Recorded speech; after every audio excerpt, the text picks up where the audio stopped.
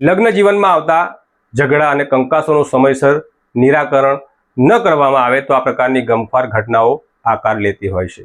15 જુલાઈની મધરાત્રે નર્મદા જિલ્લાના સાગબારા તાલુકાના કાકરપાડા ગામે ખેલાયેલા ખૂની ખેલમાં 21 વર્ષીય પરિણીતા અને 60 વર્ષીય વૃદ્ધાના જીવ હણાયા હતા। અંતરિયાળ આદિવાસી વિસ્તારમાં બનેલી ડબલ મર્ડરની આ ઘટનાથી જિલ્લામાં સનસનાટી મચી ગઈ હતી। આ ઘટનાની ગંભીરતા જોતા સાગબારા પોલીસ સહિત જિલ્લાના ઉચ્ચ પોલીસ અધિકારીઓ ઘટના સ્થળે દોડી આવ્યા હતા અને અજાણ્યા હત્યારાને ઝડપી પાડવા માટે પોલીસે અલગ અલગ ટીમોની રચના કરી હતી અને તપાસના કામે લાગી હતી।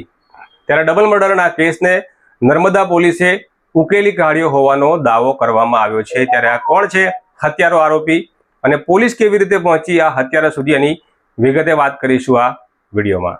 વૈષ્ણવજન તો તેને કહીએ જે પીડ પરાઈ જાનાને રે।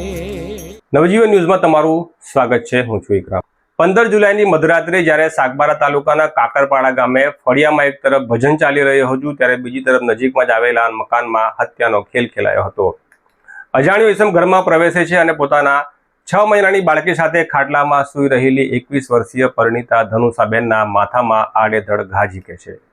આ દરમિયાનમાં બાજુમાં સૂતેલા 60 વર્ષીય ગંગાબેન જાગી જાય છે ત્યારે હત્યારો તેમના ઉપર પણ હુમલો કરે છે અને તેમને પણ જીવલેણ ઈજાઓ કરી ભાગી છૂટે છે। આ ઘટના વખતે મરણ જનાર ધનુષાબેનના પતિ સહિતના પરિવારજનો નજીકમાં આવેલા તેમના સંબંધીને ત્યાં 12માની વિધિ હોવાના કારણે ભજન હતા ત્યાં ગયા હતા। રાત્રે 1:30 વાગે જ્યારે ભજન પૂરા થાય છે અને પરિવારજનો જ્યારે ઘરે પરત આવે છે ત્યારે ઘરમાં બનેલી આ ઘટના જોઈને સ્તબ્ધ થઈ જાય છે। 21 વર્ષીય ધનુષાબેનનું ઘટના સ્થળે જ મોત થઈ ગયું છે અને 60 વર્ષીય ગંગાબેન ગંભીર હાલતમાં છે। ઘરના લોકો તાત્કાલિક આ ઘટનાની જાણ પોલીસને કરે છે અને બીજી તરફ ગંભીર હાલતમાં ઘવાયેલા 60 વર્ષીય ગંગાબેનને હોસ્પિટલ ખાતે લઈ જવામાં આવે છે। સૌપ્રથમ તેમને સાગબારા આરોગ્ય કેન્દ્ર, ત્યારબાદ રાજપીપળા અને ત્યારબાદ વડોદરાની SSG હોસ્પિટલ ખાતે લઈ જવામાં આવ્યા હતા તેવી માહિતી છે। આ ઘટનાની ગંભીરતા જોતા સાગબારા પોલીસ સહિત નર્મદા જિલ્લા પોલીસના ઉચ્ચ અધિકારીઓ ઘટના સ્થળે દોડી ગયા હતા અને હત્યાને અંજામ આપી ફરાર થઈ ગયેલા અજાણ્યા હત્યારા સામે સાગબારા પોલીસ મથકે ગુનો નોંધી તપાસ શરૂ કરવામાં આવી હતી।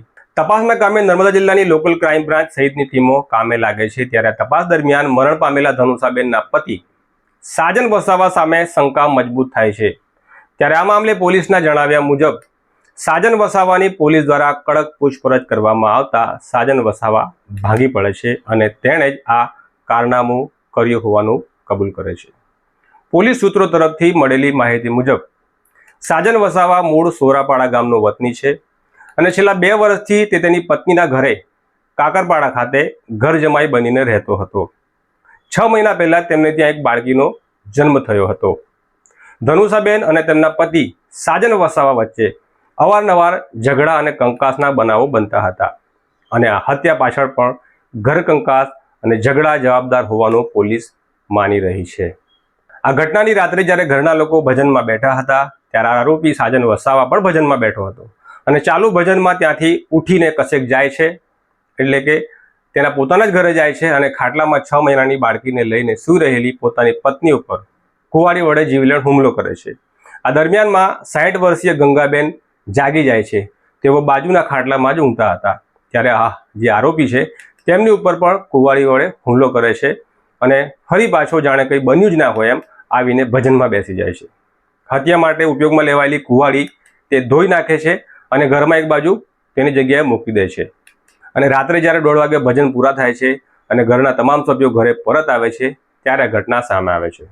આમ પતિ પત્ની વચ્ચે ઝઘડા અને ઘર કંકાસ બાદ હવે આ પરિવાર વેરવિખેર થઈ ગયો છે કારણ કે પત્નીની હત્યા થઈ ગઈ છે, 6 માસની બાળકી માતા વગરની થઈ ગઈ અને હવે પિતાની છત્રછાયા વગર પણ થઈ જવાની છે કારણ કે આરોપી પિતા સાજન વસાવા હવે લાંબા સમય સુધી જેલમાં રહે તેવા સંજોગો છે અને જો આ ગુનો સાબિત થઈ જાય તો 7 વર્ષથી લઈને આજીવન કારાવાસ સુધીની સજા પણ થઈ શકે છે।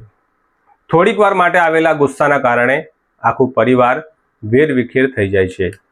લગ્ન જીવનમાં આવતા ઝઘડા અને કંકાસોનું સમયસર નિરાકરણ ન કરવામાં આવે તો આ પ્રકારની ગમખ્વાર ઘટનાઓ આકાર લેતી હોય છે। તો આ હતા અત્યાર સુધીના સમાચાર। વધુ ન્યૂઝ અને અપડેટ માટે અમારી સાથે જોડાયેલા રહો।